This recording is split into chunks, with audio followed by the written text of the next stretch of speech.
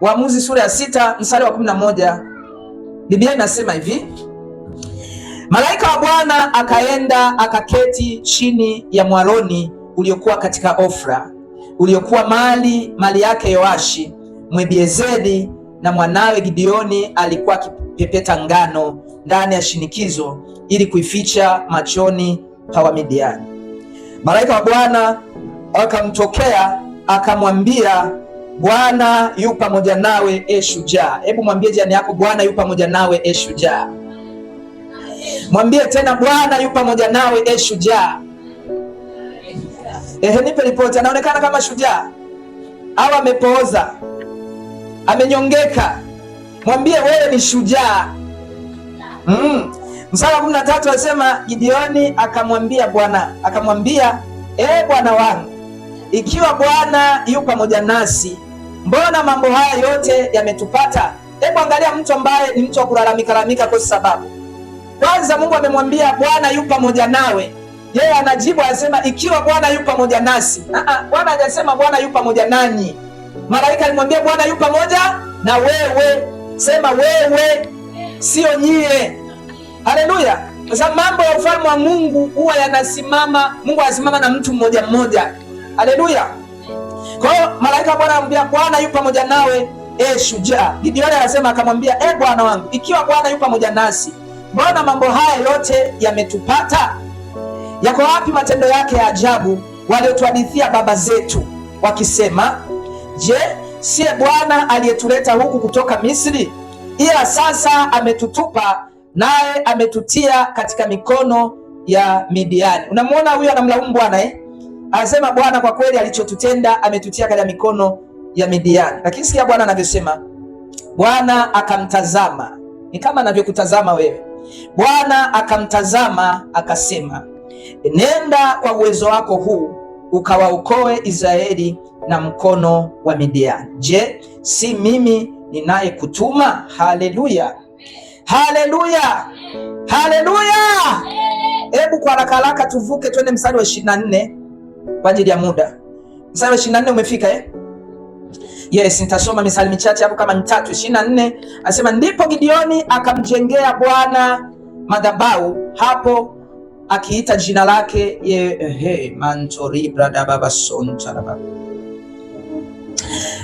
ndipo Gideoni akamjengea Bwana madhabahu hapo akaita jina lake Yehova Shalom. Hata hivi leo iko huko katika Ofra ya Abiezeri. Akamjengea madhabahu akaita Yehova Shalom. Yehova Shalom manake Bwana wa amani. Ikawa usiku huo Bwana akamwambia, mtwae ng'ombe wa baba yako, yaani ng'ombe wa pili wa miaka 7, ukaiangushe madhabahu ya Baali. Sema ukaiangushe madhabahu ya Baali alionayo baba yako, ukaikate Ashera ile iliyo karibu nayo. Sema tena, ukaiangushe madhabahu ya Baali. Sema ukaiangushe madhabahu ya Baali alionayo baba yako. Sura 26 naendelea sema, ukamjengee Bwana Mungu wako madhabahu. Mwambie jirani yako, mjengee Bwana Mungu wako madhabahu. Mwambie mjengee Jehova madhabahu. Mwambie leo nahitaji kujenga madhabahu ya Bwana. Usibomoe madhabahu za giza. Mwambie na leo zinabomoka katika jina la Yesu. Anaendelea sema juu ya ngome hii, maana ile ngome uliyoyangusha hapo, jenga madhabahu ya Bwana. Kwa taratibu zake ukamtoa yule ng'ombe wa pili na kumtoa awe sadaka ya kuteketezwa kwa kuni za ile Ashera uliyoikata. Gideoni mstari wa 27 nitasoma na 28. Ndipo Gideoni akatoa watu 10 miongoni mwa watumishi wake, akafanya kama Bwana alivyomwambia. Lakini ikawa kwa sababu aliwaogopa watu wa nyumba ya baba yake na watu wa mji, hakuweza kuyatenda hayo wakati wa mchana, basi aliyatenda usiku. Hata watu wa mji walipoondoka asubuhi na mapema, tazama, madhabahu ya Baali imebomolewa. Sema leo madhabahu ya Baali inabomolewa. Sema inabomolewa leo. Yes, na ile Ashera iliyokuwa karibu nayo imekatwa, na yule ng'ombe wa pili ametolewa sadaka juu ya ile madhabahu iliyojengwa. Haleluya, haleluya, haleluya. Somo letu mchana wa leo, kuharibu madhabahu za mababu. Kuharibu madhabahu za mababu, destroying ancestral altars. destroying ancestral altars, kuharibu madhabahu za mababu. Haleluya, haleluya. Ninaposema madhabahu za mababu unaweza usinielewe, lakini hizi ni madhabahu ambazo baba zetu walioishi miaka mingi, ambao wengine hatuwajui, walizitumikia. Ni madhabahu za giza ambazo baba zetu na babu zetu ambao sisi tumezaliwa tumekuta stori yao tu hatuwafahamu, walizitumikia, na zilikuwa ni madhabahu za giza. Wewe ulipozaliwa ukaambiwa baba yako alikuwa, babu yako, yule babu yako anayemzaa baba yako alikuwaga mganga, maana yake kuna madhabahu pale. Sema hiyo madhabahu naiangusha leo. Sema tena naiangusha leo. Sema naibomoa leo kwa jina la Yesu. So Biblia inasema Gideoni akamjengea Bwana madhabahu, Bwana akamtokea. Kumbe unapoanza kujenga madhabahu, Bwana lazima atatokea. Unajengaje madhabahu? Unapoingia kwenye maombi ya rohoni, unaanza kunena kwa lugha. Unajengaje madhabahu? Pale ambapo nasema naamua wiki hii kufunga na kuomba nimtafute Bwana. Unajengaje madhabahu? Pale ambapo watu wamelala, unaamka katikati ya usiku, unaanza kushusha makombora. Rekepo sataraba, reko shataraba. That's how you build a lot of the Lord. Hivyo ndivyo anavyojenga madhabahu ya Bwana. Haleluya! Alipojenga madhabahu ya Bwana, Biblia inasema Bwana akamtokea akamwambia na kutuma sasa, nenda ukaivunje, ukaiharibu madhabahu alionayo baba yako. Anamwambia Gideoni, Bwana anamwambia Gideoni, anamwambia baba yako ana madhabahu ya Baali, nataka ukaivunje, nataka ukaiharibu, nataka ukaibomoe. Ndio maana Yeremia sura ya 1 mstari wa 10 anasema, angalia nimekuweka leo ili kuvunja na kubomoa na kung'oa na kuharibu na kuteketeza, ili kujenga na kupanda. Sema leo navunja madhabahu za giza, najenga madhabahu ya Bwana kwa jina la Yesu. Haleluya! Hizi madhabahu ni madhabahu za zamani. Ni madhabahu ambazo hata wewe hujui zimejengwaje. Ni madhabahu ambazo inawezekana hata baba yako mwenyewe amezaliwa kaikuta pale, lakini iko pale imekamata karibia familia nzima. Unashangaa familia nzima, almost unashangaa watoto wote kwenye familia wote wana roho fulani au wana tabia fulani, maana yake nyuma yake kuna madhabahu ya hiyo familia. Unashangaa labda watoto wote wa kike hakuna anayeweza kukaa kwenye ndoa, maana yake nyuma yake kuna madhabahu ambayo inawazuia. Hakuna unashangaa watoto wote wa kiume wote hakuna anayeweka, wote ni walevi, maana yake kuna madhabahu ya ile nyumba ya baba yao inawashikilia. Sema leo unabomoka kwa jina la Yesu. Sema tena leo hiyo madhabahu inavunjika kwa jina la Yesu. Karabashonte ya badaya. So tunaona Gideoni analalamika. Gideoni anamwambia Bwana, tumesikia habari zako. Yaani Bwana anamtuma kwenye madhabahu. Anamwambia kabla haya yote hajaendelea, kavunje madhabahu. Kumbe kuna mambo na mlaumu Bwana, lakini nyuma yake ni nini? Ni madhabahu. Na hizi madhabahu haziangaliagi elimu ya mtu, haziangaliagi kimo cha mtu, haziangalii rangi ya mtu. Mtu anaweza kaa amesoma na CV nzuri, amesoma kabisa, ametoka chuoni, lakini kazi hana, manake madhabahu zimemzuia, zinataka awe fukara. Sema leo zinavunjika kwa jina la Yesu. Kera baba sonta rabaya Antoni ya Bararus. Madhabahu. Unashangaa kwenye familia fulani, mtu mmoja akawa ananiambia kwenye familia yetu, anasema amekaa tu, wala hajaokoka, alikuwa hajaokoka, lakini nilivyosikia ananiambia, nikaona huyu ni mtu mwenye akili na Bwana huyu atamtokea. Akaniambia kwenye familia yetu, wezi amini, hakuna mtu ambaye amewahi kuvuka miaka 50, yani wanaishiaga 50 na mpaka babu zake. Hakuna mtu ambaye amewahi kuingia 60, yani miaka 50 na. Kwa hiyo ananiambia, na mimi ninavyoona naelekea mwaka ujao na mimi nafikisha miaka 50. Alikuwa na miaka 49. Mwaka ujao na mimi nafikisha miaka 50. Kwa hiyo naona kabisa na mimi nitaishia pale. Haleluya. Ni madhabahu kabisa kwamba watu wote kwa familia fulani waishie umri fulani. Sema hiyo madhabahu inavunjika leo kwa jina la Yesu. Kwa jina la Yesu. Imeandikwa, nanyi mtamtumikia Bwana Mungu wenu, naye atakibarikia chakula chenu. Hakutakuwa na mwenye kuharibu mimba wala aliyetasa, na hesabu ya siku zangu Bwana atazitimiliza katika jina la Yesu. Haleluya. Hizi ni madhabahu za zamani sana. Daudi alizijua kwamba kuna madhabahu zinamzuia wakati anaingia Yerusalemu ili awe mfalme. akasema, inueni vichwa vyenu enyi malango, inukeni enyi malango ya milele, mfalme wa utukufu apate kuingia. Anasema malango ya milele, malango ya zamani, ancestral gates, ni malango ya milele. Hizi ni madhabahu kabisa za giza. Hizi ni madhabahu zinazoleta uharibifu kwenye maisha ya watu, na leo tumekuja kuzivunja kwa jina la Yesu. Na nitakwambia hizi madhabahu zinawaharibia watu ambao wana hatima kubwa. Ukiangalia historia ya Gideoni, Gideoni ni mmoja kati ya waamuzi wa Israeli, lakini alikuanza hivyo ni mpaka alipobomoa madhabahu. Manake Gideoni tangu akiwa mbinguni, Bwana alimleta duniani ili awe mtu mkubwa. Waamuzi, ukizungumzia waamuzi katika Israeli kipindi kile ni sawa na kusema rais, yaani sawa na kusema rais Tanzania leo. Kwa hiyo zamani katika Israeli viongozi, kabla ya kuja wafalme, walianza watu wanaitwa waamuzi. Kwa hiyo huyu Gideoni alitakiwa awe mwamuzi, awe mtu mkubwa, awe rais wa taifa la Israeli. Lakini guess what? Kwa sababu ya hizi madhabahu yuko anapepeta ngano, lakini hatima yake Mungu amemleta duniani ili awe mwamuzi, ili awe mtu mkubwa. Kuna watu kabisa wamekuja duniani ili wawe viongozi wakubwa, wawe marais, wawe wabunge, wawe mawaziri, wawe wakuu wa mikoa, lakini wako wanaendesha bodaboda kwa sababu ya madhabahu. Sema madhabahu zinavunjika kwa jina la Yesu. Yes, kuna vijana kabisa wako mtaani anaendesha bodaboda, lakini hatima yake sio kuendesha bodaboda.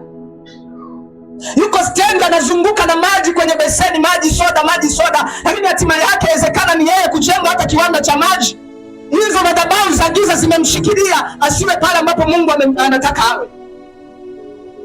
Alafu unakuta mtu anamlaumu Bwana. Sio Bwana. Lazima unyanyuke, ujue kuna madhabahu zinakuzuia. Ulitakiwa uwe sehemu, uwe somewhere. Ulitakiwa uwe na ndoa yako, lakini madhabahu zinakuzuia. Watoto wako walitakiwa wapige hatua fulani, lakini madhabahu zinawazuia. Na unajua kabisa zilikuzuia wewe. Hata wewe ulikuwa mtoto kama watoto wako. Kwa unapoona mtoto anafanya vitu havieleweki, jua kuna madhabahu. Leo zinavunjwa kwa jina la Yesu. So Biblia inasema huyu Gideoni yuko anapepeta ngano. Madhabahu zimemfanya mtu ambaye ameumbwa kuwa mkuu aishie kupepeta ngano. Madhabahu zinafanya watu walioumbwa kuwa wakuu, anazunguka asubuhi mpaka jioni, anauza dawa ya pende, anauza lakini imagine huyo mtu unafikia atatoboa, anauza dawa 100 asubuhi mpaka jioni, anafika jioni hata 3000 hana, anazunguka anauza dawa ya mbu. Tuambiane ukweli, hata kama unamtia moyo, huyo mtu atajenga nyumba. Tuseme tu ukweli, atajenga huyo mtu. Anazunguka anauza dawa ya mende asubuhi mpaka jioni. Madhabahu zimemfanya kuwa mtumwa. Madhabahu.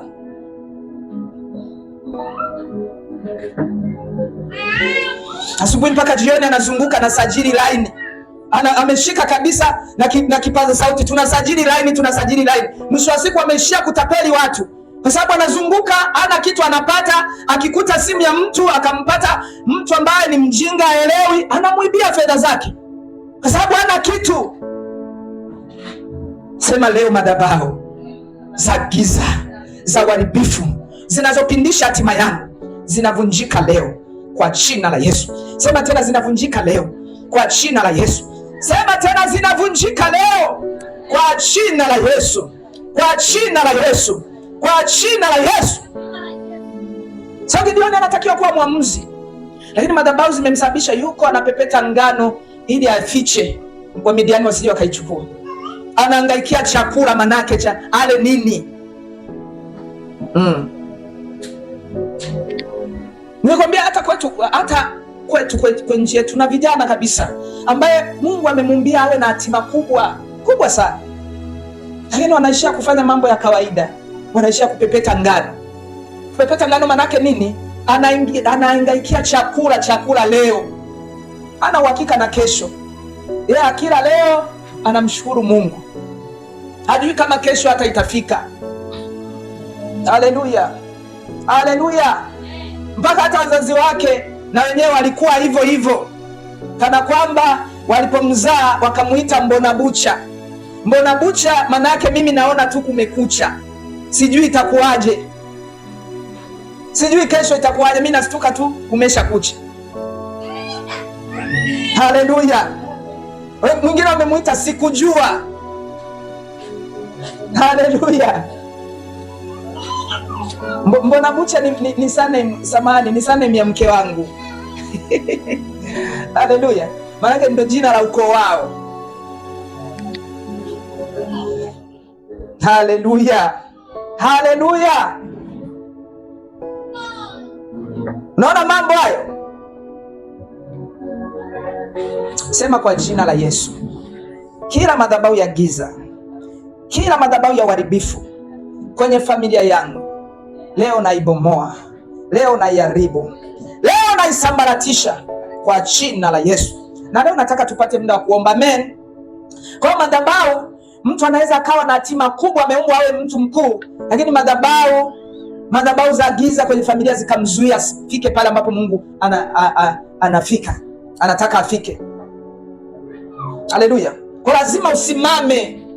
Achana na yale maneno anakuambia when Jesus say yes nobody can say no.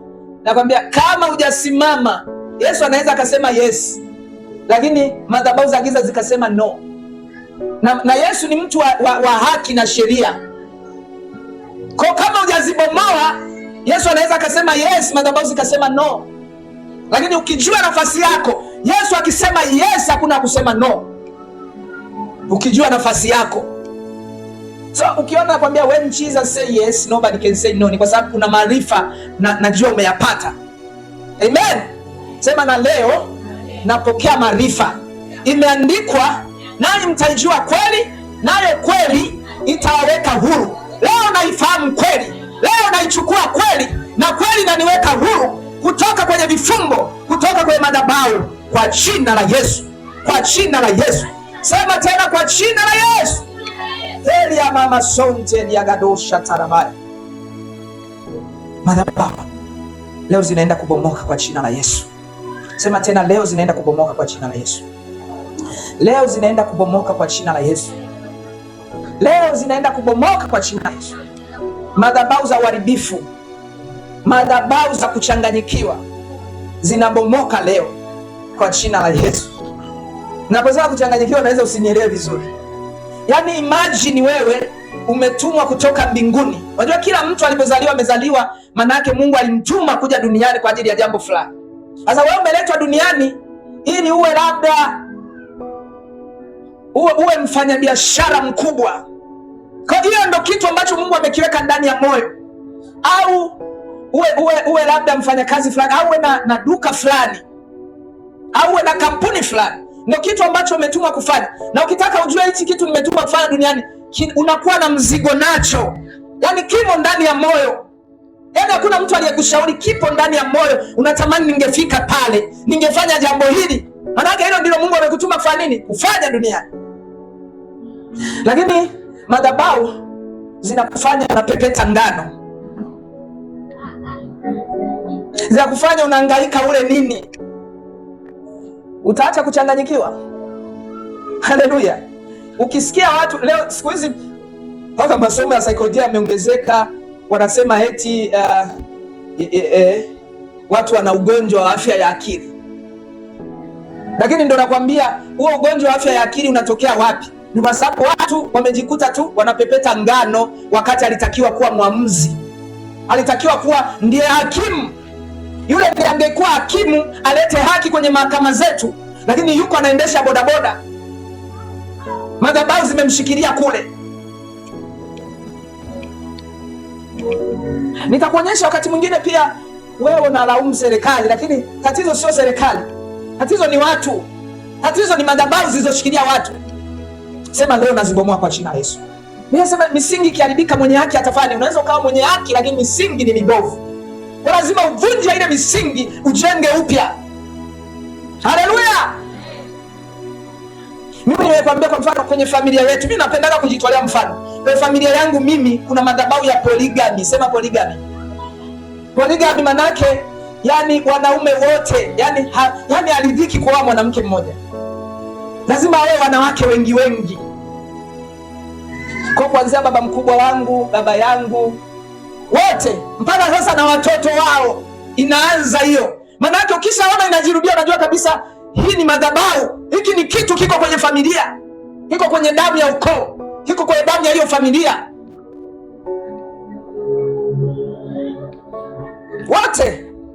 Kwa maana yake mimi nilistuka mapema nikasema lakini mpaka wadogo zangu hiyo tabia inaanza kuwafuata.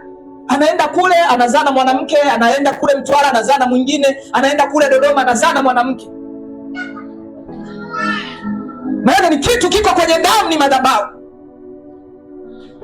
Mimi nikastuka, nilivyokoka nikastuka.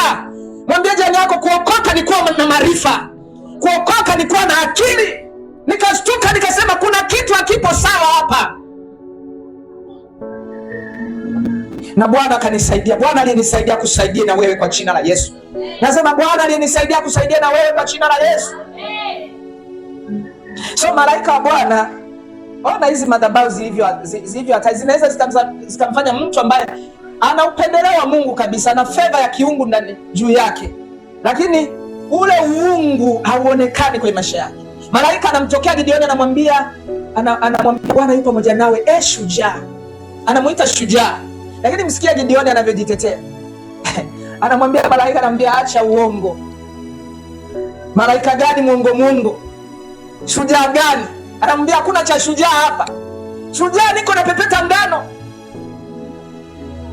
Haleluya.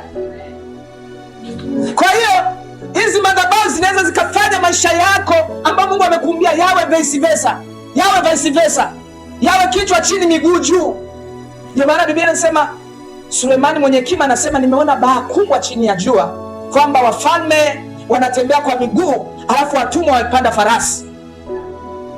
Manake maisha yako amechukua mwingine na wewe umechukua maisha yako kwake. Sema nakataa leo kwa jina la Yesu.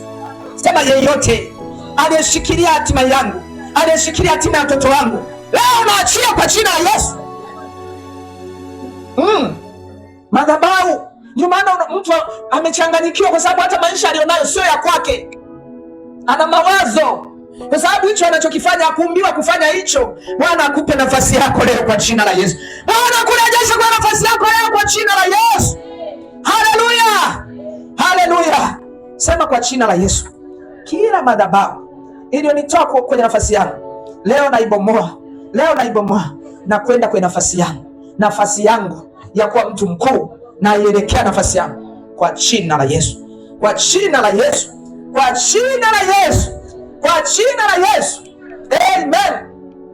Jambo lingine la kujifunza kwenye hayo maandiko, ukimsikiliza Gideoni vizuri, unajua kabisa Gideoni ni mtu aliyekata tamaa. Anamwambia Bwana, shujaa yuko wapi? Kuna shujaa gani hapa? Kwenye hii hali nilionayo kuna ushujaa gani? Maana yake anasema mimi ni mnyonge. Lakini atukuzwe Bwana Mungu tunayemtumikia, kwamba yeye anatuona mashujaa hata kama tuko kwenye hali ya unyonge. Yaani atukuzwe Mungu wetu tunayemtumikia, yeye huwa hatutazami negatively. Hatuangalii kwa mtazamo hasi, hatuangalii kwa jicho baya. Kwa hivyo hiyo hali hiyo ulionayo, Mungu anakuona wewe ni shujaa. Malaika wa Bwana anamwambia wewe ni shujaa. Gideoni anamwambia mimi sio shujaa. Shujaa gani? Angalia hii hali. Angalia hata nikitoka hapa nadaiwa kodi na mwenye nyumba. Shujaa gani? Ni shujaa, ila bado hujajua nafasi yako. Ukijua vizuri hayo yatakoma, na leo yanakomeshwa kwa jina la Yesu. Sema na leo yanakoma kwa jina la Yesu.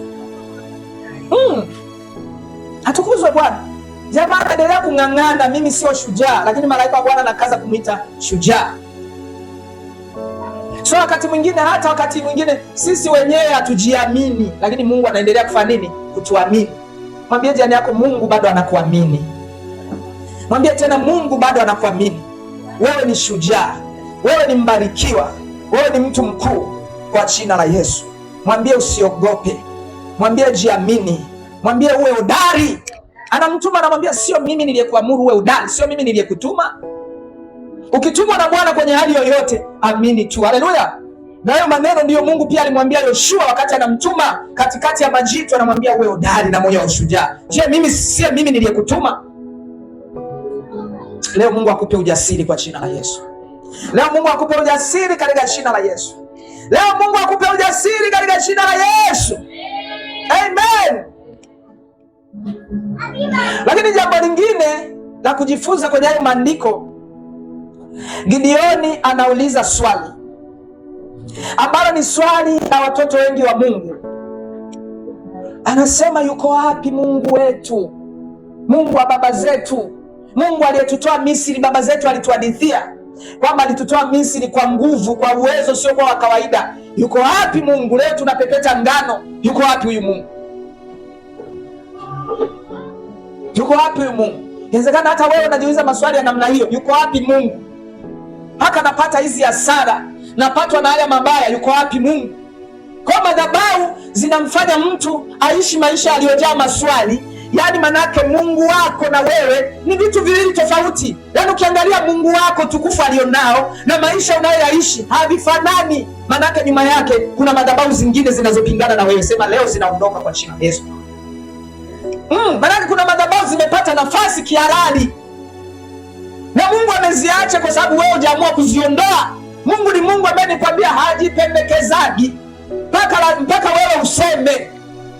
Mwambie jirani yako mpaka useme. Na utasema. Mwambie na utasema. Mwambie leo zisemeshe madhabahu. Ziambie ziondoke. Ziambie zikuachie kwa jina la Yesu. Haleluya. Maisha ya Gideoni na ukuu wa Mungu wake haviendani. Hizo ndizo madhabahu zinamfanya mtu awe tofauti na matarajio. Leo tunazibomoa hizo madhabahu. Sema madhabahu za maswali.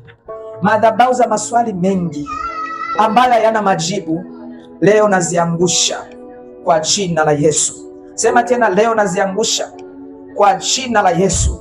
Rudia tena, leo naziangusha kwa jina la Yesu. Kwa jina la Yesu. Kwa jina la Yesu. Zinaanguka leo kwa damu ya mwanakondoo. Amen. Haleluya. Nataka tuelekee kwenye kuomba sasa. Na nitakuwa nafundisha prayer point moja moja, nitafundisha kama prayer point 3 hivi, lakini tutakuwa tunaziombea. Haleluya. Haleluya. Kutoka hapo, hebu turudi sasa, turudi mstari wa kwanza. Hii Waamuzi sura ya 6 mstari wa kwanza. Umefika mstari wa kwanza Manchori brada baba sonjeri ya baadaye. Nataka nikuonyeshe kitu. Hawa watu walikuwa wakiteswa na Midiani, of course. Wakiteswa na Midiani. Lakini nyuma ya yale mateso kuna madhabahu. Ndio maana hawa watu ukisoma kuanzia mstari wa kwanza mpaka wa kumi utaona hawa watu walienda wanamlilia Mungu. Wanamwambia Mungu, tunateseka sana, tumetezwa sana. Lakini Mungu anakuja kutoa jibu jepesi. Anamwambia Gideoni, kabomoe madhabahu kwanza. Maana yake mtu anaweza kawa anapitia mateso, anateswa na watu wengine, lakini wale watu hawako responsible. Madhabahu zilizo nyuma yake ndio zinasababisha anateswa huyu mtu. Maana yake unaweza ukawa unatukanwa mpaka na bosi wako na mume wako na mke wako, lakini kinachosababisha ni madhabahu ya nyumbani kwako. Kwa wewe unaweza kuwaraumu watu wengine, lakini wale wanachochewa na madhabahu ambazo zinatoka kwenu. Haleluya.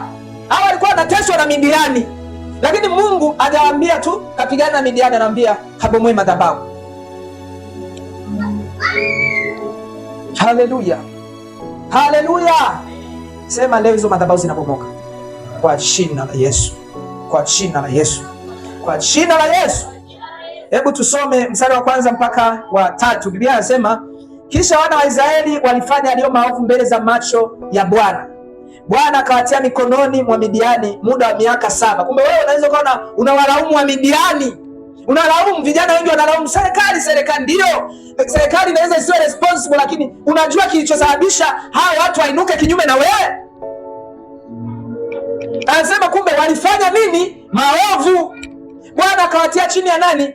Ya Wamidiani. Kwa wanalia kila siku Wamidiani. Lakini kumbe nyuma ni kwa sababu ya nini? Ya uovu. Ndio maana mtumishi wa Mungu amefundisha asubuhi kwa habari ya maisha ya wengi yalivyofungwa kwa sababu ya dhambi. Mtu ambaye amefungwa na vifungo vya dhambi, maisha yake yanapoteza utukufu. Anasema wametenda dhambi na kupungukiwa na nini? Na utukufu wa Mungu. Kwa hiyo inawezekana unalia, kumbe kuna sababu nyuma yake, na wakati mwingine sio dhambi ambazo umezifanya wewe. Ndio maana nikakwambia madhabahu za nyumba za mababu huko, wakati mwingine sio wewe. Biblia inasema kana Maombolezo anasema baba zetu wamefanya dhambi na sisi tumechukua nini? Uovu wao. Kuna vitu walifanya wao, lakini matokeo yake yanakufuatilia mpaka wewe. Leo yakatae kwa jina la Yesu. Haleluya. Mstari wa 2, mkono wa Midiani ulikuwa na nguvu juu ya Israeli, tena kwa sababu ya Midiani wana wa Israeli walijifanyia hayo mashimo yaliyo milimani na hayo mapango na hizo ngome. Imagine, kwa sababu ya watesi mpaka watu wanaishi mapangoni na milimani na kwenye mashimo. Basi ikawa hapo Israeli walipokuwa wamepanda mashamba, wa Midiani wakakwea na Wamaleki na hao wana wa mashariki wakakwea juu yao. Haleluya. Hii mstari wa 3 inatufundisha hao watesi walikuwa wanainuka nyakati za mavuno. Nyakati za nini? Za mavuno. Ukiangalia mstari wa 1 mpaka wa 3 hapo, hasa mstari wa 3 anasema hivi, basi nirudie nyuma yangu. Basi ikawa hapo Israeli walipokuwa wamepanda mashamba, wa Midiani wakakwea. Ikawa hapo Israeli walipokuwa wamepanda mashamba, wa Midiani wakakwea na Waamaleki na hao wana wa mashariki wakakwea juu yao. Yaani hawa jamaa wanainuka wakati wa faida. Ukipata pesa tu ndio magonjwa yanakuja, mali tu pesa ziishe. Yaani kama una pesa wala hata hamna hata shida. Ukizipata tu hadi uzipeleke pharmacy ziishie kule. Biblia inatuambia walipokuwa wakipanda mashamba na karibia kuvuna, ndipo jamaa wanajitokeza. Wanakuja kwenye mavuno. Watesi wakati wa mavuno. Ukikaribia tu kutoboa, matatizo ndio yanainuka. Ni madhabahu. Ukiona hivyo jua kuna madhabahu nyuma. Ukiona hivyo jua kuna kitu cha kiroho kinachokinzana na wewe. Haleluya. Haleluya. Sema kila madhabahu inainuka wakati wa mavuno, vunjika leo kwa jina la Yesu. Sema tena, kila madhabahu inainuka wakati wa kuvuna, leo naamuru ivunjike kwa jina la Yesu. Madhabahu za uharibifu kwenye nyumba ya baba yangu, kwenye nyumba ya mama yangu, kwenye familia yangu, leo zivunjike. Zile madhabahu za watesi wanaoinuka wakati wa faida, wakati wa mavuno, vunjika leo kwa jina la Yesu. Sambaratika leo kwa jina la Yesu. Haleluya. Hujawahi kuona hata baadhi ya watu, mimi nimekutana, kwa sababu mimi ni mchungaji, nimekutana na hizi kesi nyingi. Watu wananiambia, yaani mimi mume wangu kama mna pesa ni mtulivu. Pesa zisipokuwepo ametulia kabisa, hana shida, ni mtu. Ila akizipata, sema akizipata, ndo na ulevi unaanza. Ni mtu anaongea vizuri, akipata tu pesa ndo mabaya, ndo kabisa. Kumbe anataka kuchepuka, alipata pesa. Maana madhabahu zinazoinuka wakati wa faida zinasubiri wakati wa mavuno. Biblia inasema walipopanda tu mashamba na kuanza kuvuna, watesi ndio wanainuka, ndio wanawapalia. Sema leo nawasambaratisha kwa jina la Yesu. Adui zangu wanaoinuka wakati wa faida, wakati wa kufanikiwa, na waangusha leo kwa jina la Yesu. Ndani ya dakika moja omba kwa jina la Yesu. Adui wa maisha yangu wanaoinuka wakati wa faida, anguka leo. Adui wa maisha yangu wanaoinuka wakati wa kufanikiwa, sambaratika leo kwa jina la Yesu. Adui wa maisha yangu, madhabahu za giza, madhabahu za uharibifu zinazowasukuma ili wanijie ninapopata fedha, leo kufundisha kwa jina la Yesu. Zile madhabahu kwenye nyumba ya baba yangu, kwenye nyumba ya mama yangu, kwenye familia yangu, anguka leo, sambaratika leo, teketea leo, hamna nafasi kwangu. Na bomoa hizo madhabahu kwa jina la Yesu, hazina mamlaka katika jina la Yesu. The name of Jesus. Amen. Hallelujah. Zinavunjika leo. Sema zinavunjika leo. Sema zinavunjika leo kwa jina la Yesu. Amen. Jambo lingine anasema, tuangalie mstari wa 4. Mstari wa 4 anasema hivi, wakapanga marago juu yao na kuyaharibu hayo maongeo ya nchi. Na kuyaharibu hayo maongeo ya nini? Ya nchi au tesi. Sasa hata fikaza, wala hawakuacha katika Israeli riziki ziwazo zote. Hawakuacha riziki. Sema hawakuacha riziki. Wala ng'ombe wala punda. Anasema acha nini? Riziki ziwazo. Unajua maana ya riziki? Hiyo maana ya riziki kwa Biblia ya Kiingereza anasema sustenance. Sustenance. Riziki maana yake ni mkate wa kila siku. Riziki maana yake ni chakula ambacho unatakiwa ule leo. Inaitwa riziki. Hujawahi kusikia Waswahili wanakuambia riziki? Hujawahi kusikia? Umewasikia Maana yake anayekupangia chakula ni nani? Ni Mungu. Lakini kumbe Mungu akapanga, alafu wakaja wakafanya nini? Wakachukua. Ndio maana hapa Biblia inatuambia hawakuacha riziki. Hawakuacha riziki ziwazo zote. Kwa maana nyingine anatuambia hawakuachia hata chakula. Lakini nyuma yake kuna nini? Madhabahu. Sema madhabahu. Hayo yote nakufundisha, lakini akili yako ikuelekeze kuna madhabahu yanasababisha haya yote. Yaani ukiona mtu mpaka level ya kukosa chakula, mwambie hizo ni madhabahu. Mwambie hizo ni madhabahu. Leo zibomoe. Leo ziangushe kwa jina la Yesu. Anasema hawakuacha riziki ziwazo zote. Anasema, hebu turudie huu mstari wa 4. Anasema hivi, wakapanga marago juu yao na kujaribu hayo maongeo ya nchi. Maongeo ya nchi. Maongeo ya nchi. Maongeo ya nchi, Biblia ya Kiingereza inasema the increase of the land. Manake maongezeko. Maongezeko. Manake hizi madhabahu hazitaki uongezeke. Zinataka mwaka kwa mwaka ubaki vile vile. Na Mungu alivyotuumba, ametuumba ili kuongezeka. Ndio maana baraka ya kwanza ukisoma Mwanzo sura ya 1 mstari 28 anasema zaeni mfanye nini? Mkaongezeke. So Mungu alituumba ili tuongezeke. He created us to increase. Kwa hiyo ukiona uongezeki, wewe mwaka jana na mwaka huu uko vile vile. Leo ulikuwa una hela na leo manake ni hali ya kutokufanya nini? Kutokuongezeka. Na watu walikuwa wanataka wanaharibu maongezeko. Hawataki watu waongezeke.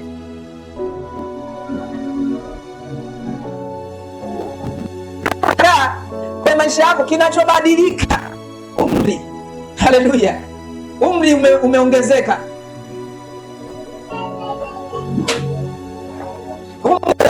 Ongezeka. Mwili unabadilika, lakini vitu vingine haviongezeki vile vile. Sema nakataa kwa jina la Yesu. Sema leo napanga ya maongezeko. Maongezeko kwenye fedha, maongezeko kwenye uchumi wangu, maongezeko kwenye ndoa yangu, naongezeka kwa kila hali, naongezeka kiroho na kimwili, naongezeka kwa jina la Yesu. Sema naongezeka kwa jina la Yesu. Sema naongezeka kwa jina la Yesu. Sema kwa jina la Yesu. Kila madhabahu inayoshindana na maongezeko yangu na ibomoa leo kwa jina la Yesu. Kila madhabahu inayoshindana na mkate wangu wa kila siku, na mkate wangu wa kila siku inayoshindana na riziki zangu, na ibomoe madhabahu kwa jina la Yesu. Ndani ya dakika moja nenda uone. Kila madhabahu inayoshindana maongezeko yangu, anguka kwa jina la Yesu. Kila madhabahu ya giza inayoshindana na ongezeko langu, anguka kwa jina la Yesu. Kila madhabahu ya kuzimu inayoshindana na maongezeko yangu, anguka kwa jina la Yesu. Kila madhabahu ya giza inayoshindana na maongezeko yangu, unabomoka leo kwa jina la Yesu. Kila madhabahu ya uharibifu, madhabahu kwa nyumba ya baba yangu, unashindana na maongezeko yangu, leo na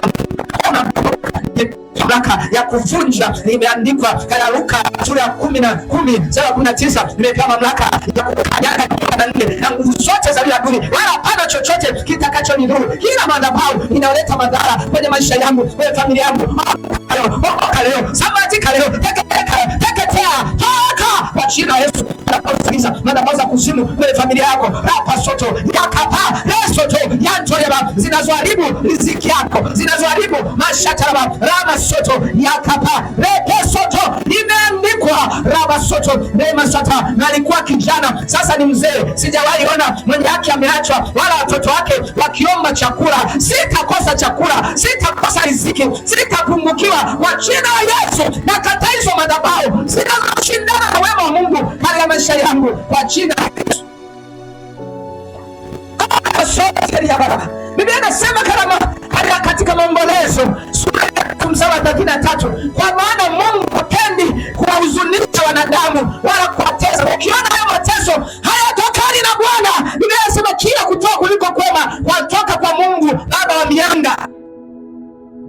Kwa hayo magonjwa yatoki kwa Bwana, kuna madhabahu na leo zinaanguka kwa jina la Yesu. Sema zinaanguka kwa jina la Yesu. Sema tena zinaanguka kwa jina la Yesu. Sema tena zinabomoka kwa jina la Yesu. Sema madhabahu anguka, madhabahu haribika. Madhabahu unaishindana na maongezeko, unaishindana na maongezeko kwenye maisha yangu, anguka leo, teketea leo, sambaratika leo kwa jina la Yesu, kwa jina la Yesu, kwa jina la Yesu. Amen. Haleluya. Haleluya. Karawasonteria baraba. Mstari wa 5 anasema hivi, kwa maana walikwea ng'ombe zao na hema zao, wakaja mfano wa nzige kwa wingi, kwa wingi wao, na ngamia zao pia walikuwa wana hesabu, nao waliingia katika hiyo nchi ili kuiharibu. Yaani hao watesi wanatoka huko, wanaingia kwenye mashamba ya Waisraeli. Yaani wanakuja kwenye mashamba ya Israeli. Biblia inasema wanakwea kwa wingi kama nzige, na mifugo yao wanapale mashamba ndio tu asivune. Nzige. Ukiona hilo neno, ndio maana katika Yoeli anasema anajesha hiyo miaka iliyoliwa na nini? Na nzige. Anasema wanakwea kwa wingi kama nini? Kama nzige. Manake hawa ni watu wanaokula hatima yako, wanakula miaka yako, wanakula maisha yako. Maisha yako yanabaki vile vile, miaka inapotea.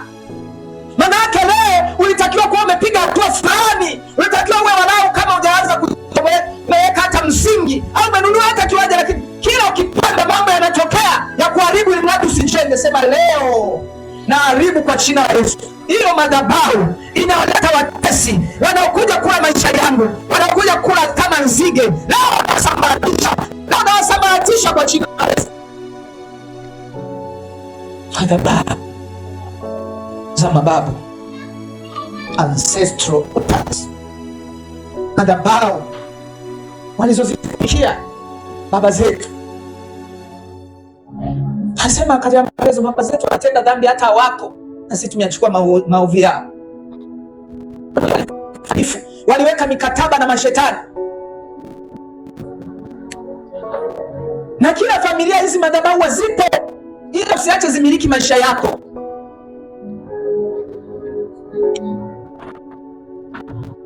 Antori Bradusha. Hebu tuangalie wa 6, tutaenda kwenye maombi. Mstari wa 6, nataka tuishie hapo. Mengine Mungu akikupa neema utasoma hii sura yote. Mstari wa 6, utanifuatisha nyuma yangu. Sema, Israeli walitwezwa sana kwa sababu ya Wamidiani, nao wana wa Israeli wakamlilia Bwana. Sema tena, Israeli walitwezwa sana kwa sababu ya Wamidiani, nao wana wa Israeli wakamlilia Bwana. Katikati ya kutwezwa, jifunze kumlilia Bwana. Yote mateso aliyoyapitia, Biblia inasema mwishowe wakamlilia Bwana. Na ndipo ukiendelea kusoma mstari unaofuata, Bwana akatokea, Bwana akawatokea. Ndipo Bwana alimtuma malaika kwa Gideoni, lakini alianza kutuma nabii, alianza kuwatumia mtu. Baadaye malaika akaja kwa Gideoni, anamwambia solution, anamwambia suluhu ya haya mambo, kabomoe madhabahu. Na leo Bwana yuko hapa na malaika wa Bwana wako hapa, tunaenda kuzibomoa hizo madhabahu kwa jina la Yesu. Sema tunaenda kuzibomoa hizo madhabahu kwa jina la Yesu. Sema tunaenda kuzibomoa hizo madhabahu kwa jina la Yesu. Bwana amemtuma malaika wake leo. Sema Bwana amemtuma malaika wake leo. Bwana amemtuma malaika wake leo. Natoka kwenye ufukara, naongezeka kwa jina la Yesu. Sasa tunaona anasema wakatwezwa sana. Hilo neno wakatwezwa kwenye Biblia ya Kiingereza anasema they were impoverished. Maana walifukarishwa. Waliwekwa kwenye maisha ya ufukara. Ufukara maana yake ni umaskini uliopitiliza. Kama mtu anafika hatua ya kukosa chakula, huo ni ufukara. Mwambie jirani yako huo ni ufukara. Sema kataa ufukara kwa jina la Yesu. They were impoverished. Walifukarishwa. Kwa hilo neno wakatweza anasema walifukarishwa.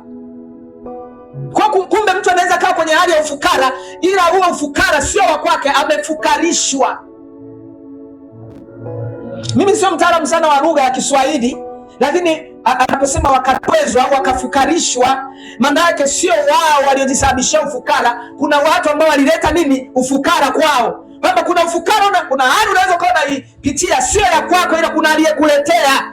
Ni mizigo ambayo sio ya kwako. Lakini ninalo neno la Bwana mchana wa leo. Biblia inasema katika Isaya sura ya 10 mstari wa 27, itakuwa katika siku hilo mzigo wake utaondoka begani mwako na nira yake shingoni mwako, nayo nira itaharibiwa kwa sababu ya kutiwa mafuta. Sema leo kila mzigo usio wa kwangu na utua kwa jina la Yesu. Sema imeandikwa mzigo wake utaondoka begani mwangu na nira yake shingoni mwangu. Hizo kamba, huo ufukara na ukataa leo kwa jina la Yesu. Imeandikwa jitieni nira yangu na mkajifunze kwangu, kwa maana mimi ni mpole na mnyenyekevu wa moyo. Sema mimi natoa mzigo wa Yesu. Nakataa mizigo ya kishetani. Nakataa ufukara. Natoa mzigo wa ufalme. Maana imeandikwa tumepewa mtoto wa kifalme na uwezo wa kifalme utakuwa begani mwake. Mabegani mwangu nabeba ufalme, nabeba mamlaka, nabeba utiisho, nabeba uweza. Simama kwa miguu yako kwa jina la Yesu. Nabeba utiisho, nabeba mamlaka, nabeba uwezo kwa jina la Yesu. Anza kuomba sasa. Nabeba mamlaka, nabeba uwezo kwa jina la Yesu. Imeandikwa katika Efeso sura ya 6 mstari wa 10, hatimaye mzidi kuwa hodari katika Bwana na katika uwezo kwa nguvu zake. Haya ni silaha zote za Mungu hata kuweza kuzipinga hila za shetani, kwa maana kushindana kwetu sisi si juu ya damu na nyama, bali juu ya falme ya mamlaka, juu ya wakuu wa giza hili, juu ya majeshi ya pepo wabaya katika ulimwengu wa roho. Anza kuomba sasa.